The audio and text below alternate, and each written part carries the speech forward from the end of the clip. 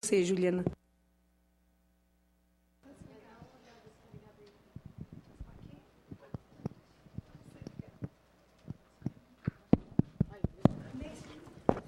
Não, eu vou ficar de pé. Obrigada, deputada Janete. Cumprimento a parteira Maria Luísa, a enfermeira Jussara, a professora Silvéria. E agradeço muito o convite de estar aqui nesse momento muito único e especial, né? Que se fala sobre um trabalho belíssimo das parteiras. E quando eu pensei em falar sobre parto, me convidaram, eu trouxe para vocês o lado da mulher, né? Então, quando a gente fala de parto, nada mais justo que vamos ver o lado da mulher, a parturiente. E aí, o parto é um momento, é uma experiência do nascimento, é um momento muito significante na vida de uma mulher, com impacto emocional muito grande. E a assistência obstétrica tem o mais nobre objetivo de garantir o bem-estar da mãe e do bebê. E quando eu falo em bem-estar, eu não estou me referindo apenas à redução da mortalidade materna e neonatal ou à redução das complicações, mas, acima de tudo, de permitir que esse parto seja positivo, seja marcante e seja satisfatório, né? Para que onde a mulher seja protagonista e condutora de todo o processo de parto. E para que esse parto seja gratificante, é necessário que a assistência seja centrada nas necessidades da parturiente. O que as parteiras fazem muito bem, né? E a nossa assistência obstétrica institucionalizada, hospitalar, às vezes nem sempre consegue reconhecer as necessidades da parturiente. Então, por isso, eu trouxe uma síntese das necessidades da parturiente. O que a mulher em trabalho de parto precisa? E isso é fundamental para que a gente consiga permitir que esse parto seja realmente gratificante, satisfatório e marcante na vida dessa mulher. Então, pode passar? Primeira necessidade, que ela tenha o direito à autonomia com escolha informada.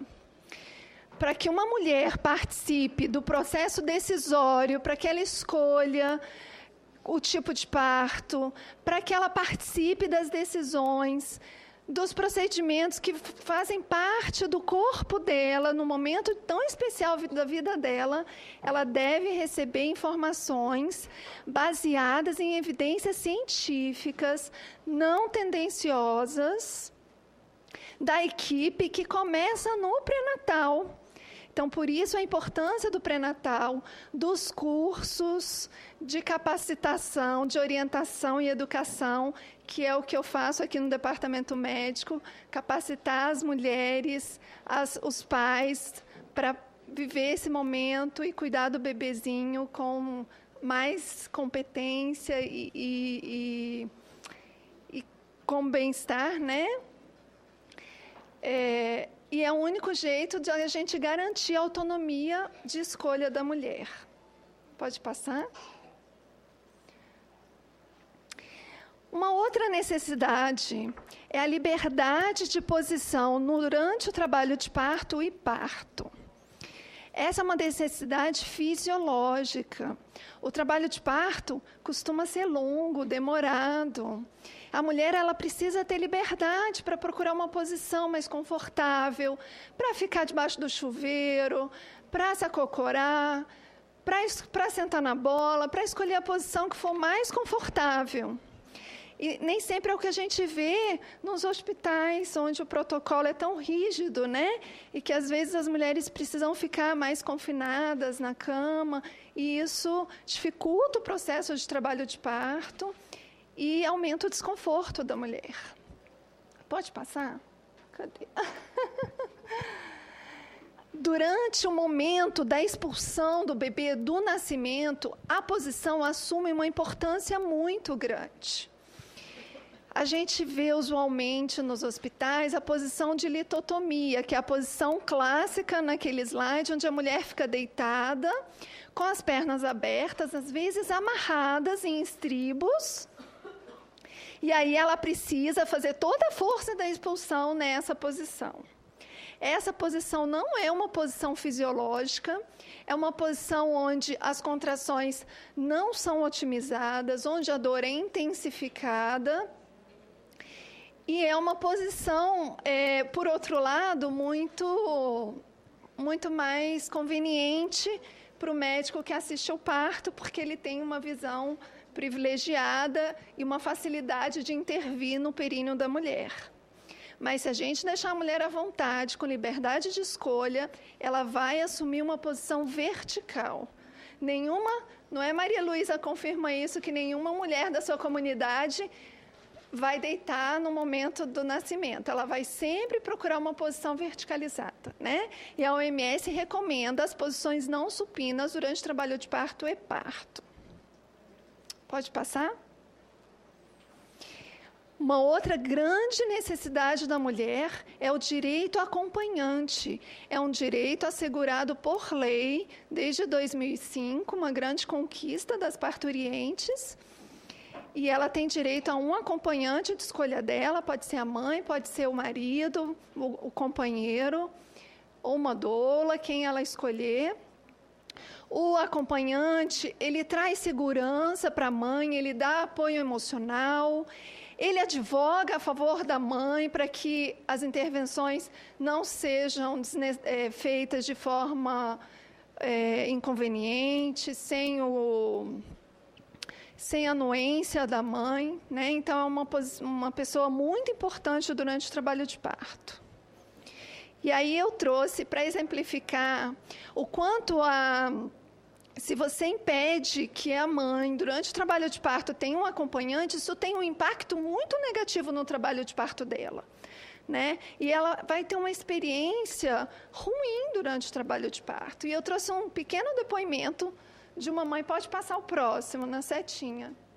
Pode passar, não, aí não, na setinha, por favor. Aqui embaixo, na setinha. Isso. Agora você pode apertar play. Ah, tá sem som.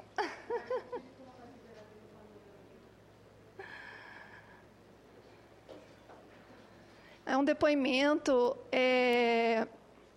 tem um documentário no YouTube, chama Voz das Brasileiras, quem tiver a oportunidade de assistir. Várias mulheres que tiveram algum tipo de violência obstétrica durante o seu parto, elas tiveram voz nesse documentário e contaram suas experiências. Pode pôr. Mas me recordo que me causa mais sofrimento não acompanhante. Essa foi. Acho que agora você tirou o som. Mas me recordo que me causa mais sofrimento foi o fato de eu não ter. Mas me recordo que me causa mais sofrimento foi o fato de eu não ter tido um acompanhante. Essa foi a violência mais sutil e a mais terrível. Meu marido não pôde ficar comigo. Eu não tinha ninguém naquele momento. Eu não podia ficar com o celular. Ou seja, eu estava incomunicável nas mãos de uma equipe que eu via que não tinha nenhum comprometimento com a parturiente.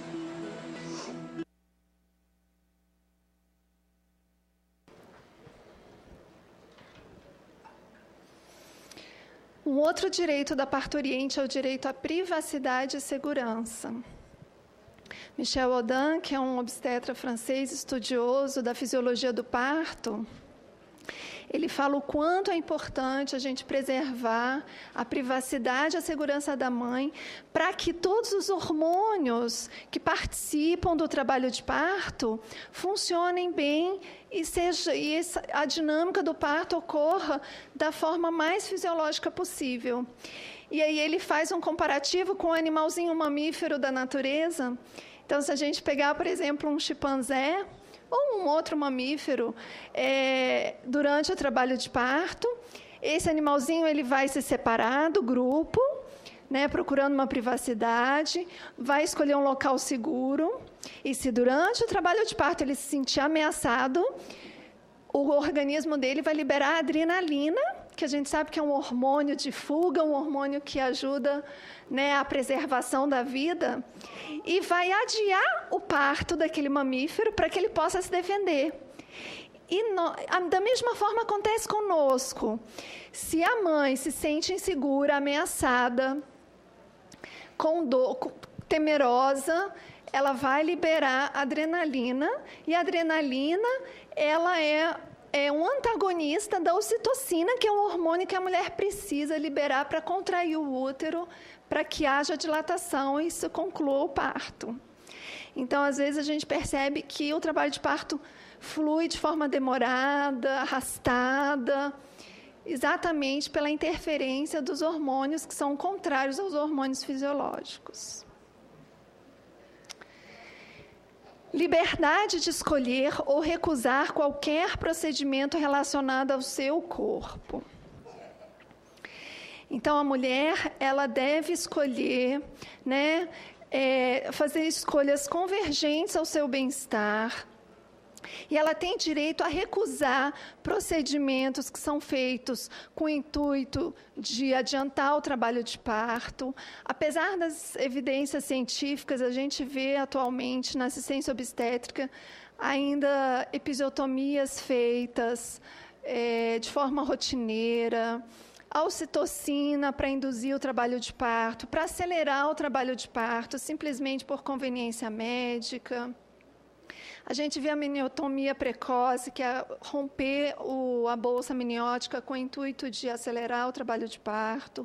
São práticas e intervenções que são feitas de forma rotineira e que não encontram respaldo na evidência científica e que causam, muitas vezes, um sofrimento muito maior para aquela mulher, causam os prejuízos físicos, inclusive, né, traumas. E que a mulher tem direito a dizer, não, doutor, eu não quero que o meu parto seja adiantado. Eu estou bem, eu consigo, né?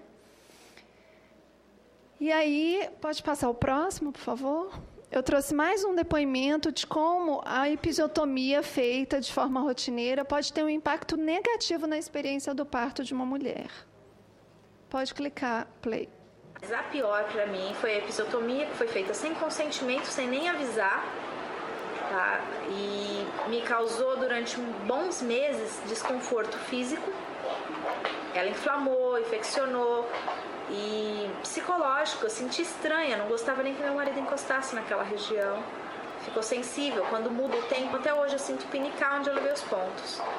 Então me afetou bastante essa episiotomia. Eu me senti violada, violentada.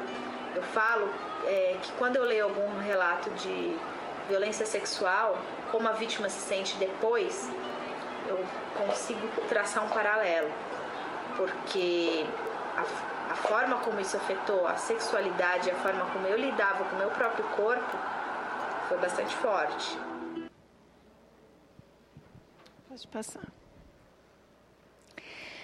Direitos a recursos tecnológicos apropriados em caso de real necessidade. Sabemos que a cesárea, por razões médicas, é excelente, né, para preservar a saúde materna e fetal. Mas, por outro lado, o abuso dessa prática tem causado um grande dano às mulheres, né? Inclusive prematuridade, muitas vezes a gestação é interrompida antes do final da gestação, sem indicação válida. A cesárea é indicada com muita frequência, especialmente na rede suplementar. E as mulheres, muitas vezes, não conseguem opinar diante de uma relação assimétrica com aquele médico, a relação de confiança que ele manteve durante todo o pré-natal. Quando chega na hora do parto, o médico impõe uma razão técnica que não é baseada em evidências científicas, às vezes para convencer aquela mulher de fazer uma cesariana, porque é mais conveniente para a agenda dele, para o dia a dia dele. E a mulher, e ele coloca o risco da decisão contrária nas mãos da mulher. Então, ele diz, olha, o cordão está enrolado, sua bacia é pequena, o bebê é grande. Acho bom a gente fazer logo a cesárea, porque o seu bebê pode entrar em sofrimento. E a mãe, diante de uma argumentação dessas, ela fica fragilizada e ela não tem coragem de argumentar de forma contrária, porque ele impõe a responsabilidade para ela. Se ela disser, não, doutor, eu quero esperar, ele vai dizer, ok, então a senhora se responsabiliza pela saúde do seu bebê? Aí, como que ela vai se responsabilizar pela saúde do bebê, sendo que ela está submetida ao cuidado técnico de um especialista? É complicado, né? Pode passar, por favor. Então, olha as estatísticas de realização de cesáreas no Brasil tem crescido. Nos últimos 10 anos, aumentou de 38% para 52%. Essa estatística, ela relaciona tanto a cesárea na rede suplementar quanto na rede pública. Mas se a gente for separar os dados da rede privada, sabemos que de 80% a 90% dos partos são cesarianos, são cesárea, né? E a OMS recomenda apenas 15% dos partos, ou seja, 15% só das mulheres deveriam ser submetidas a uma cesariana, que é um parto cirúrgico, que pode ter repercussões negativas na vida da mãe e da mulher se não for bem indicada, né? Próximo. E aí eu trouxe um depoimento de uma mãe que foi submetida a uma cesariana sem indicação e de como ela percebeu essa atitude do médico na vida dela. Pode passar. A jornalista Tatiane Cotrim chegou na maternidade privada com 1 centímetro de dilatação. Por telefone, a médica mandou a equipe de enfermagem internar a paciente. Era véspera de feriado. Ao chegar no hospital, a médica disse: olha, sua barriga está muito alta. Aí eu, a barriga alta? O que é isso? Nunca tinha ouvido falar de barriga alta. Aí ela falou assim, mas você sabe, né? Barriga alta, aí o nenê demora para nascer, esse parto vai demorar, olha, vai acabar em cesárea. E barriga alta, o nenê faz cocô e morre. Então ela falou assim, eu vou fazer uma cesárea em você agora. A gente não teve tempo de resposta, né? Na hora, a enfermeira já tirou meu marido para ele colocar roupa cirúrgica, colocaram ele numa sala. Sozinha no centro cirúrgico, Tatiane ficou apavorada, porque ninguém explicava o motivo da cesárea de emergência e a equipe de enfermagem dava uma ordem atrás da outra. Deita, e alguém empurrou minha cabeça. E a pessoa empurrava minha cabeça e me mandavam abrir as pernas. Eu paro, mas não é para deitar. O que está acontecendo? O que vocês estão fazendo? E gritando desesperadamente, chamando meu marido aos gritos, porque eu não entendia o que estava acontecendo. Chamei a médica veio tentar me acalmar, falou que não, que o meu marido não entraria, que ninguém entraria na sala. Aí nisso a anestesista falou no meu ouvido, olha, eu vou dar anestesia, se você não ficar paradinha, você vai ficar paraplégica. O que você faz nessa hora? Parindo, empurrada. Você é vulnerável a tudo e a todos. Tatiane demorou 8 meses para entender e aceitar que tinha sido vítima de violência obstétrica. Chorava muito, muito, muito, muito. E eu olhava para o meu filho e falava, minha filha, mas eu te amo tanto, tanto, tanto, tanto. Por que eu não estou feliz? Por que eu não estou me sentindo realizada? Se eu olho para você e eu te amo da melhor forma que eu posso amar alguém. É um rasgo, é uma dor, é uma cicatriz. Hoje eu sei que não tem nada a ver isso, porque a gente não tem coragem de falar. E a gente precisa falar para todo mundo ouvir, para ninguém mais passar por isso. Nem uma mãe, nem um bebê. Foi um parto roubado, né, bichinha? Vamos para o próximo. A mulher ela tem direito a acesso a métodos não farmacológicos de alívio da dor. Então, o trabalho de parto, ele precisa de muita massagem, posições, água morna, chuveiro. Alguém para sugerir, a doula nesse momento tem um papel fundamental de sugerir posições, de massagear, de levar para a banheira, de levar para o chuveiro. Isso tudo favorece que as contrações ocorram com mais eficiência e que o trabalho de parto progrida da forma mais fisiológica possível. Pode passar.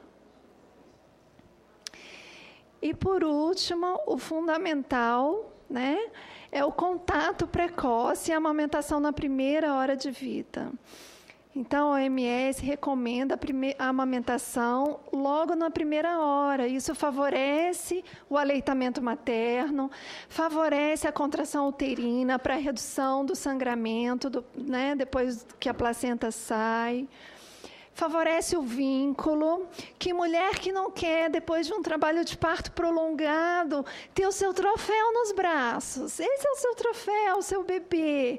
Então, ele vai se aquecer muito mais rapidamente no colo da mãe, em contato pele a pele com a temperatura corporal da mãe, muito melhor, muito mais eficiente do que num berço aquecido, em contato com a microbiota do hospital. No peito da mãe, ela tem uma microbiota da mãe, né?